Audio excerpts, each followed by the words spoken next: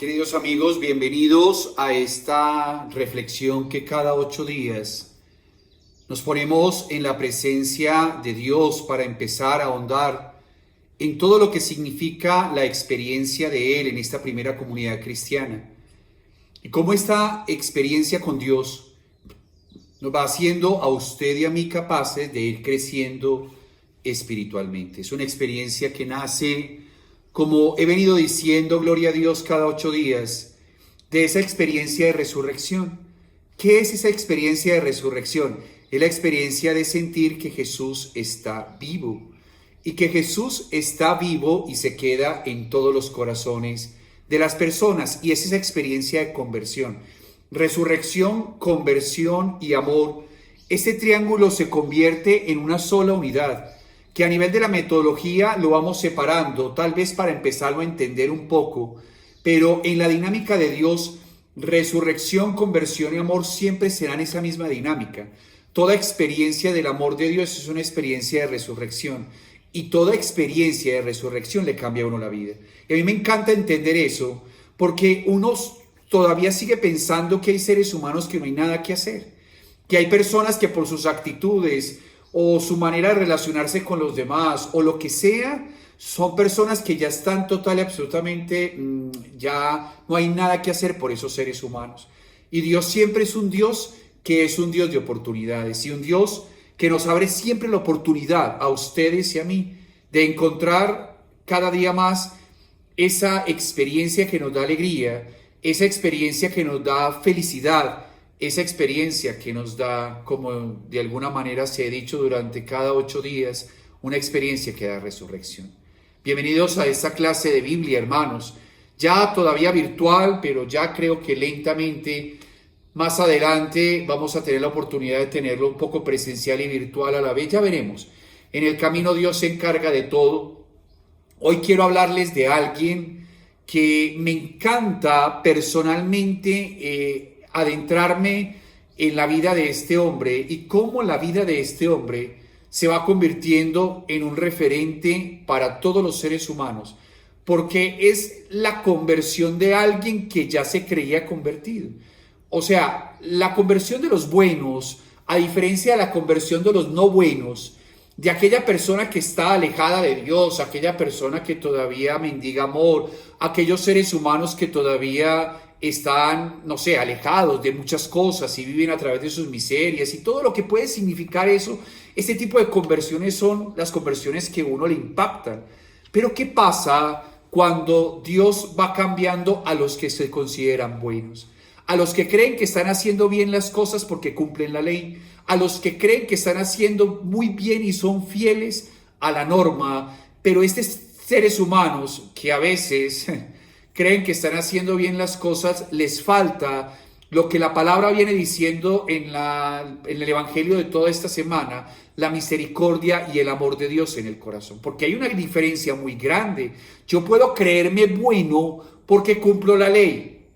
Y créalo que una de las cosas más complejas del ser humano es que yo me considero bueno porque tengo a Dios que es bueno en mí. Ahí está la clave de las cosas. Porque no es que yo cumpliendo algunas leyes. Mire, es más, le voy a contar un secreto, hermanos. ¿Cuántos de los que estamos en esta pandemia no hemos ido a misa un domingo, por ejemplo? Cualquier cantidad de domingos no hemos ido, domingos de precepto, y usted lo ha escuchado a través de las redes sociales, en el caso de nosotros de Monticello, y usted ha sentido que ha celebrado la misa allá en su casa o donde está. Entonces, cuando uno empieza a transformar su corazón y va transformando su vida, no a través de la experiencia de la ley que le dice a uno qué es lo que tiene que hacer, sino a través del amor, que es lo que uno no es lo que tiene que hacer, sino lo que uno ama hacer, uno se da cuenta que cada día más va necesitando esta experiencia de Dios. Es una cosa muy simple. Cuando uno apenas está empezando a caminar o cree que está bien a la vida espiritual, uno se siente tranquilo porque va a misa un domingo. Pero cuando uno empieza a vivir la conversión realmente y la experiencia de la resurrección realmente, uno necesita el lunes, el martes, el miércoles, el jueves, el viernes, el sábado e inclusive el domingo. Por eso hay seres humanos que se sienten tranquilos porque cumplen con un precepto.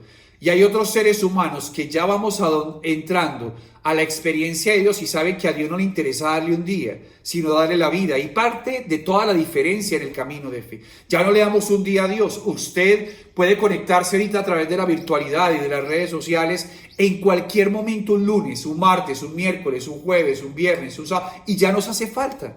Ya nos hace falta porque ya se convierte en algo que es existencial en el ser del ser humano. A Dios uno no le entrega un día, hermanos. Uno no le entrega un día a Dios pensando que Dios es el dueño del domingo. Uno le entrega la vida a Dios. Y en ese caso, en ese orden de idea, la vida se va convirtiendo en una experiencia real de conversión, de cambio, de transformación, en ese amor misericordioso de Dios que va cambiando el ser humano. Por eso, cuando uno va ahondando un poco más y va necesitando un poco más de crecer en el camino de Dios, uno ya va necesitando cosas, uno ya va necesitando la Eucaristía del lunes, la Eucaristía del martes, la Eucaristía del miércoles, estos tipos de experiencias de crecimiento espiritual, porque uno quiere, es una necesidad, se convierte esto en adrenalina espiritual, donde uno va buscando cada día más, va buscando cada día más, donde va necesitando cada día más de Dios.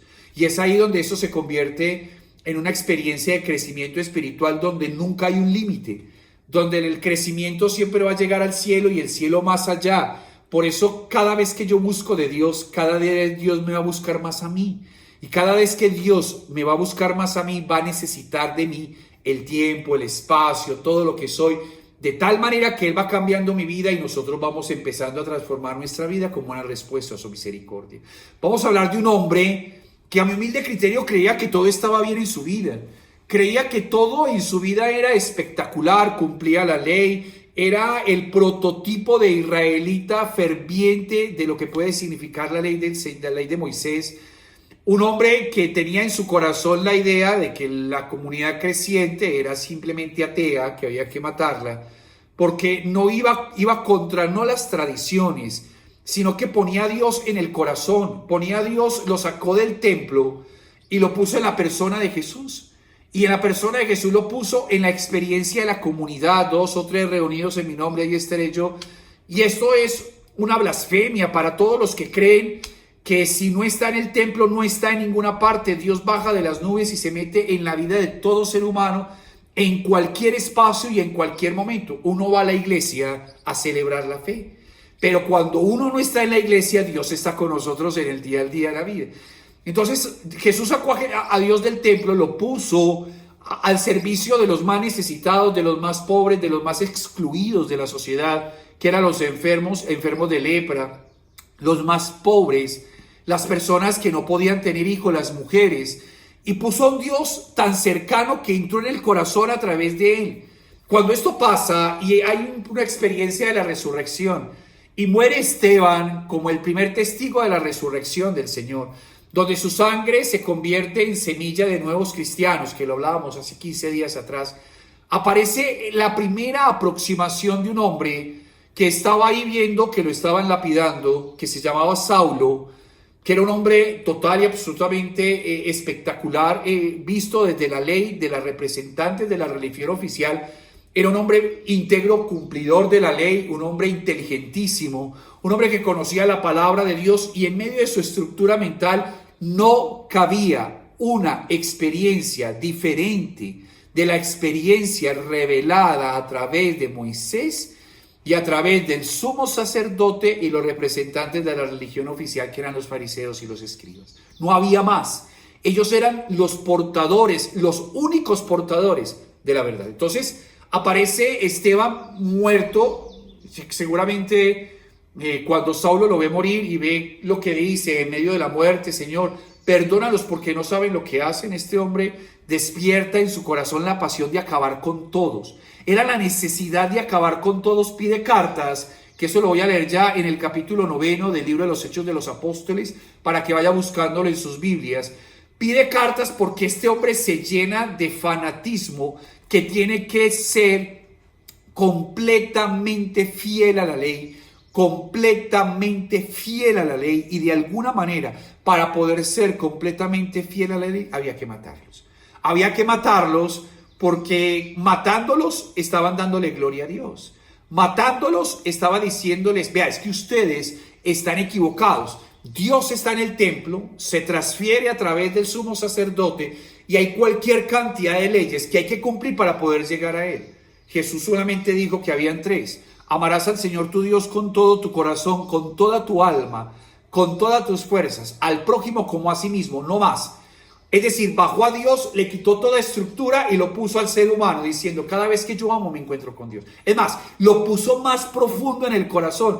Cada vez que yo amo es porque tengo a Dios en mi corazón. Más o menos que cada vez que yo hago algo por el otro, no lo hago simplemente porque tengo en mi corazón la tendencia a ayudar a alguien. Es porque el amor que hay en mi corazón me hace ayudar a las demás personas.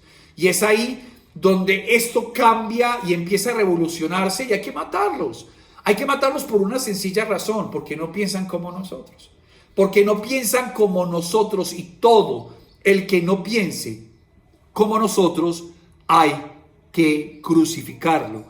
Todo el que no piense como nosotros hay que excomulgarlo.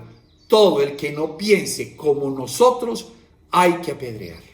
Entonces, Pedro, que se va a seguir predicando, porque no es solamente la muerte de Esteban y todos se escondieron, pero el que está enamorado no le da miedo, que es ahí lo que hablábamos hace 15 días atrás, más en este tiempo de pandemia, más aquí en Medellín, que el 1 de septiembre o el 31 de septiembre, es decir, la semana entrante, ya empezamos a tener el aislamiento de lo que puede ser, lo que significa ya la responsabilidad y el autocuidado de nosotros para poder salir adelante.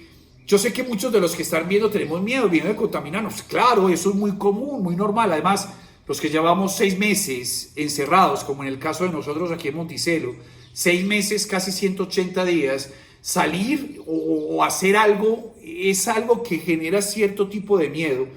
Pero si algo le puedo tener yo claro es que usted y yo nos toca hacer como lo que le pasó a la primera comunidad cuando mataron al pobre Esteban. ¿Qué pasó? Que ahí muchos se escondieron, pero hay otros que sí salieron adelante, no les tiene miedo. O sea, cuando uno está con Dios, el que tiene que tener miedo es el otro. Cuando uno está con Dios, el que tiene que tener miedo es el otro. Claro, tenemos que tener todo lo que significa cubrir la boca, el distanciamiento social, el lavado de manos. Eso hace parte de nuestro cuidado, lo que yo tengo que cuidarme y es absolutamente necesario hacerlo. Pero cuando uno está con Dios, uno sabe que además de ponerse el tapabocas, tener el aislamiento social, lavarse las manos, saber que tiene que protegerse, cuidarse uno, cuidar a su propia familia, también tiene que saber que hay un ingrediente más y es que la sangre de Cristo nos está cubriendo. Entonces, cuando pasan esas cosas, es ahí donde uno tiene que tener prevención en vez de miedo. El miedo es, me voy a contaminar, me voy a contaminar, me voy a contaminar. Uno no llama a las males, de verdad se lo digo. Es como si Pedro hubiera dicho, ya mataron a Esteban, no me van a matar a mí, me van a matar a mí. Lo van a matar, lo mataron. Y como si los discípulos, Santiago le dice, me van a matar, me van a matar, me van a matar, me van a matar, me van a matar. Lo mata Felipe, uno de los apóstoles que también sale a predicar con la muerte de Esteban. Hay otros que se escondieron. Hay otros que dijeron, no, por aquí no va el asunto. Yo pensaba que esto era color de rosa, yo pensaba que íbamos a vivir el resto de la edad de felicidad, pero no es así. No es así, no es tan sencillo. Y Pedro le dice, mano, hasta claro, lo matan. Si usted se pone a programar mentalmente y dice, me voy a enfermar, pues te enfermas. Me voy a morir, me voy a morir. Mira, es tan sencillo como que ayer o antier, creo que fue el lunes, o ayer martes, sí. Confesó una señora que se le metió en la cabeza que el marido le era infiel. Y le dio vueltas y vueltas y vueltas y vueltas y vueltas y empezó a decir, mi marido es infiel. ¿Qué pasó? Era infiel, no sé, se separó porque pensó y creyó que eso era real. Y él le juraba y le rejuraba que no era cierto. Yo le dije, usted se inventó algo en su cabeza. Le dio tantas vueltas que se convirtió en realidad. Las palabras tienen un poder infinito, hermanos. Las palabras se convierten en realidades. Y los males uno mismo se los llama. Si no hay que cuidarnos, hay que lavarnos las manos, hay que poner tapabocas, hay que cuidarnos. Pero eso no significa que tengamos que tener el miedo de no poder enfrentarnos y poder volver a esta, como llaman, la nueva normalidad, que la nueva normalidad es, oiga, tenemos que tener un tapabocas, tenemos que lavarnos las manos, tenemos que tener un distanciamiento social, pero la vida tiene que seguir, hermanos, con esto tiene que seguir la vida. Pedro fácilmente hubiera podido llegar a decir, bueno, pruebe un tintico, habla con los apóstoles, Mataron a Esteban. Yo no pensaba que esto se iba a pasar así, o sea, no hay nada que hacer, muchachos, nos fuimos, cada uno haga lo que quiera, no hay nada que hacer, aquí tienen, cada uno vea, aquí llévese un plantecito para que empiece y no hay nada que hacer, me dio miedo, me dio susto, me dio cutu. Y el Señor dice, oiga, ¿por qué? Si usted tiene cualquier cantidad de talentos, como diría la palabra de Dios, cualquier cantidad de talentos tengo yo. Y claro, encerrados los hemos puesto a manejar a través de las redes sociales. Y también el Señor los bendice y los multiplica. Pero si tenemos ganas de salir adelante, de soñar, de casarte, si ese es un proyecto de vida, de construir una familia, de sacar adelante un hogar, tal vez de hacer sus cosas. Pero hay una prevención y es que si estamos con miedo no vamos a poder hacer nada. Claro, hay que cuidarlo, lo repito por tercera vez, eso es fundamental. Es más, una de las cosas más bellas en la vida espiritual es que el único responsable de la vida espiritual es cada uno de nosotros. O sea, yo soy responsable de mi vida espiritual. Mi vida espiritual hace parte de la responsabilidad de la vida espiritual de alguien, pero yo no puedo obligar a nadie a creer. Solamente con mi oración y mi testimonio suscito eso, pero yo soy responsable. Yo tengo que hacer en mi vida el autocuidado espiritual. Perdón, y es, yo me tengo que cuidar. Yo me tengo que cuidar, tengo que cuidarme a mí mismo, tengo que cuidar a la familia, pero depende de mí. Por eso amarás al Señor tu Dios con todo tu corazón, con toda tu alma y con todo tu ser y al prójimo como a ti mismo. Cuidarnos es amarnos. Cuidarnos es amarnos. O sea, yo soy fiel porque me amo, yo me cuido porque me amo, yo me pongo un tapabocas porque me amo, yo me lavo las manos no cada 2 horas, sino cada hora si es necesario porque me amo, yo mantengo mi gel al lado porque me amo, yo mantengo el jabón porque me amo, porque tengo la posibilidad de cambiarme, porque me amo. Cada vez que yo me amo, cada vez que eso yo me cuido. Si yo no me amo, a mí no me importa absolutamente nada enfermarme, hacer nada. O sea, yo puedo hablar del amor, pero el amor no se habla solamente de palabras, se habla con hechos. Yo puedo hablar muy bonito del amor y decir el amor es lo más hermoso, y es verdad. Es Dios mismo actuando, pero el amor se manifiesta a través de los actos. Y el acto más puro del amor es yo aprenderme a amar, yo aprenderme a querer, yo aprenderme a respetar, yo hacerme respetar a mí mismo. Y claro, se lo digo como un mensaje de Dios. O sea, yo tengo que cuidarme, tengo que ponerme el tapabocas como un acto de amor por mí mismo. Tengo que ayudar a mi familia que entienda que es por amor. Tengo que ponerme la máscara si es necesario, lavarme las manos las veces que sea, tener el distanciamiento social. Es por amor a mí mismo. Porque cada vez que yo me amo, me cuido. Cada vez que yo más me amo, más me autocuido. Y así puedo servirle al Señor. Así pasa con los discípulos. Murió Esteban, entonces Pedro dice, bueno, nos vamos muchachos, esto es de sangre, por aquí no va la cosa, yo sigo pescando, que lo único malo que me puede pasar es una gripa, porque me coge un aguacero en una barca, y no, el tipo dice, no, espera un momentico, esto hace parte de la vida espiritual, si vamos a seguir con Jesús, seguramente vamos a tener que morir a sí mismo, y hay mucha gente que no va a entender, y sobre todo los que se creen buenos son los que menos entienden el camino espiritual. Y ahí sí le abro la pregunta. Cuando uno se cree bueno, el que ama o el que cree o el que sale adelante o el que Dios se vuelve un amigo entrañable, el que se vuelve místico, que es el que considera el amor como el motor de su vida, pues todo el que considera que su vida tiene que ser cumpliendo la ley, nunca va a entender que el amor es la ley del ser humano. O sea, cuando yo me amo, yo cumplo todo lo que tengo que cumplir porque me amo. O sea, si yo sé que tengo un semáforo en rojo y a mí la ley me dice que si paso ese semáforo en rojo me van a partir, yo no paso el semáforo en rojo porque me van a partir, ¿sí o no? Pero cuando yo estoy viviendo desde el amor, yo no me paso el semáforo en rojo porque yo me amo y amo a las personas que tengo que cuidar, que son los demás. Así pasa. O sea, los seres humanos, cuando nos mentalizamos desde la ley, hace posible que yo no haga algo porque me van a hacer algo. O sea, cuando yo hago algo, la ley viene encima y me hace algo o me juzga o me hace una penalización. Pero cuando yo me amo, yo soy responsable. Y cuando yo me amo, yo soy responsable de mí mismo y de los demás. Por eso una de las cosas más bellas del amor es que el amor cumple la ley y se va más allá, pero no lo hace porque si no lo hace lo van a castigar. Lo hace porque está enamorado. Además, cuando ese amor es el amor mayor, que es el amor de... Entonces, podemos quedarnos como Pedro. Cada uno es libre de tomar sus decisiones y seguir viendo la virtualidad. No tengo ningún problema. Pero una de las cosas que uno tiene que aprender en esta vida es, oiga, yo me tengo que cuidar o nunca me voy a cuidar.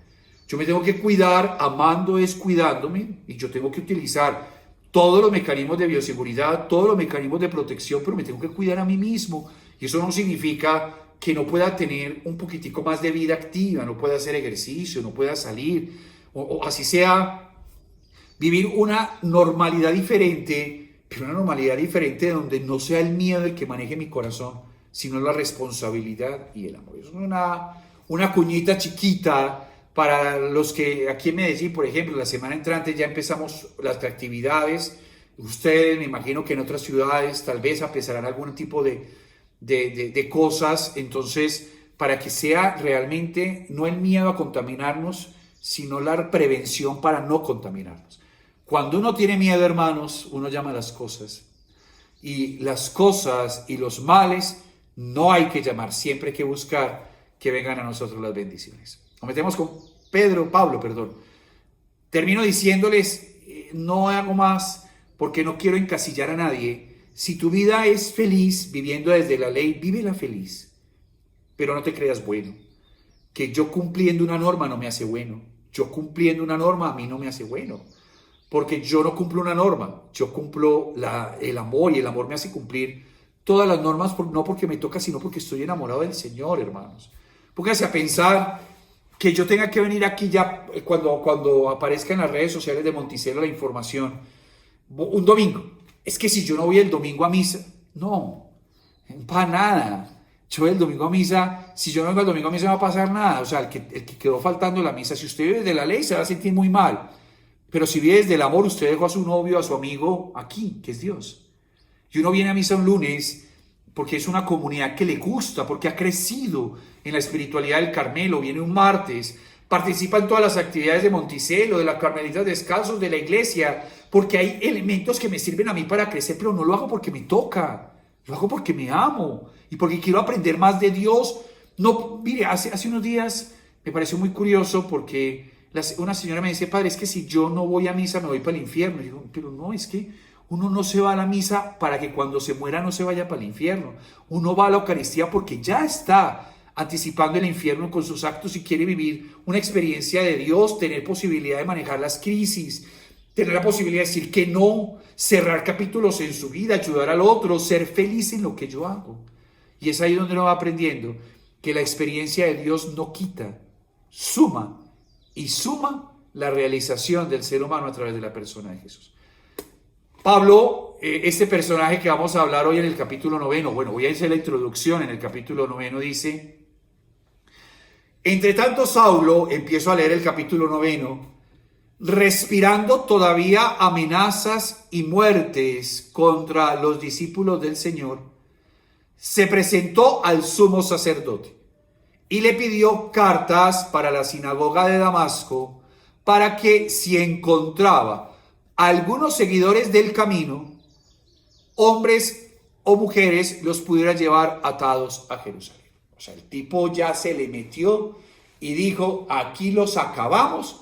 No lo hace como por venganza, no. Saulo no hace esto porque le hayan hecho algo, entonces dice, yo me voy a vengar. No. Saulo lo hace porque está convencido que eso es lo que tiene que hacer. Saulo dice en su corazón que la ley te está diciendo que toda la reflexión que han hecho siglos atrás y que llega a la presencia de un hombre que ha estudiado realmente, cuando usted se aleja de lo que es esencial de la ley, usted tiene que buscarlos y matarlos, porque es que si no lo hace, estas personas están condenadas. Imagínense la mentalidad de este hombre. Este hombre no lo iba a cambiar nadie, porque el hombre estaba segurísimo que cada vez que alguien se alejaba de la norma estaba en pecado y que había que salvarlo, y para salvarlo teníamos que meterlo a la norma o había que matarlo para que muerto no siguiera pecando, porque el pecado era alejarse de la norma. Entonces este hombre dice, oiga, para salvar a esta gente del camino, que así llamaban en las primeras comunidades, para salvarlos, ¿qué tenemos que hacer? Oiga, atémoslos, traigámoslos, convenzamos a los que están equivocados y si no hacen caso, matémoslos para que no siga pecando y se puedan salvar su alma. O sea, cuando uno está convencido de esto, hermanos, y este hombre le ha echado vueltas y vueltas y vueltas a todo esto, y ha estudiado y ha orado inclusive ante Dios para que le pueda pasar esto. Dígame, hermano, ¿quién lo va a cambiar? ¿Quién va a cambiar un hombre que está totalmente convencido en sus convicciones interiores? Total y absolutamente convencido en su vida, mis queridos amigos, que lo que él estaba haciendo hacía parte de la voluntad de Dios sobre él. No había nada que hacer. O sea, el hombre se llamó a sí mismo, oiga, yo voy al del sumo sacerdote porque el sumo sacerdote es el que interpreta la ley y le dice a uno si es la voluntad de Dios o no. Es como cuando usted va a un sacerdote acá, de nosotros, o aquí en Monticello, o en su parroquia, bueno, cuando iba, y ya próximamente va a poder ir, Dios gloria, o cuando iba o llamaba por teléfono, uno espera que el Padre le hable en nombre de Dios. O que cuando le diga al Padre lo que le tenga que decir es Dios que le está contestando a sus oraciones. O sea, seguramente Pablo o Saulo había rezado cualquier cantidad de veces, había ayunado, lo que dice la ley, se había mortificado, como dice la ley, para que a través de todo esto que él hizo, cuando se acercara al sumo sacerdote, la respuesta del sumo sacerdote era la voluntad de Dios sobre Saulo. O sea, que él estaba convencido que ir a Damasco, llevar cartas del sumo sacerdote, coger a todos los discípulos del Señor, todos los que estén en el camino, y llevarlos a Jerusalén atados, hacía parte del proyecto de Dios en la vida de Saulo. Esto es palabras mayores.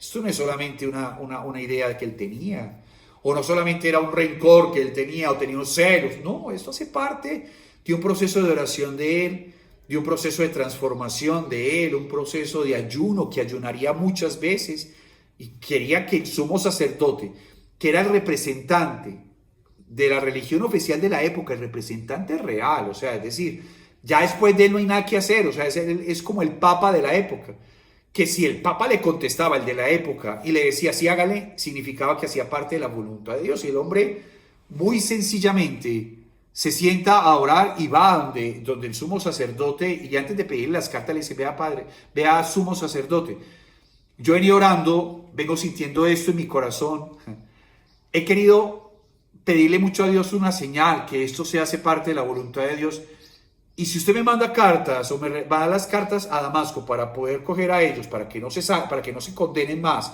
sino o los convencemos de sus errores o los matamos para que no sigan pecando, que sea usted el que me conteste. ¿Qué pasa? Le contesta. Esto me encanta, porque Pablo sale para Damasco creyendo que lo que él está haciendo hace parte de la voluntad de Dios. Palabras mayores, mis amigos, palabras mayores. O sea, un tipo, nadie le puede decir lo contrario. Se le podría haber presentado a la mamá, que creo que es el amor más grande que un ser humano puede tener, y más nosotros, los sacerdotes, y Pablo, Saulo, decirle a la mamá, mira, yo tuve un sueño, y el sueño es, ya no lo va a creer, porque es que yo le pregunté a Dios y le pedí que me contestara a través del sumo sacerdote. No hay nada que hacer. El tipo estaba tan seguro, que lo que iba a hacer hacía parte de la voluntad de Dios. No había nada que hacer. ¿Qué tal si dejamos el versículo 3 para la semana entrante y nos metemos en esta aventura de un hombre que se mete y se envalentona porque Dios ya le contestó? Usted me podrá estar diciendo, padre, pero entonces Dios no le contestó. No, hija mía. No, hija mía. Porque todo proyecto que venga de Dios me hace a mí mejor persona y hace al otro mejor persona. Las cosas de Dios no son para hacer daño. Las cosas de Dios es para crecer. Pero padre, entonces la voluntad de Dios era que yo terminara con mi novio. Oiga, pero si no había nada que hacer, hija mía, usted está dejando a una persona libre para que haga su vida. Por eso es muy diferente. Cuando Dios me dice a mí, vea, es que Dios me llamó y se me apareció y me dice, Alejo, vaya y no sé, acabe. No, eso no, Dios nunca manda a la guerra, Dios nunca manda a que yo destroce, Dios nunca manda a que yo desbarate. Mire, hace unos días se confesó alguien aquí y me decía, padre, estoy enamorado de una mujer casada. Y yo le decía, hijo mío, la mujer de otro nunca va a ser la mujer suya, o sea, no hay nada que hacer. Usted no se va a meter allá a desbaratar un matrimonio porque Dios no quiere eso. Dios no quiere que desbarate un matrimonio, Dios no quiere que desbarate un hogar, Dios no quiere... O sea, cuando uno se mete en este camino de fe, hay que tener muy claro la gran diferencia entre lo que significa la voluntad de Dios y mi voluntad para que Dios me ayude a hacer lo que yo quiera hacer. Y es ahí donde parte la diferencia entre lo que significa que Él nos ayude y nos bendiga o simplemente que yo lo use como alguien que necesito que apoye mis proyectos.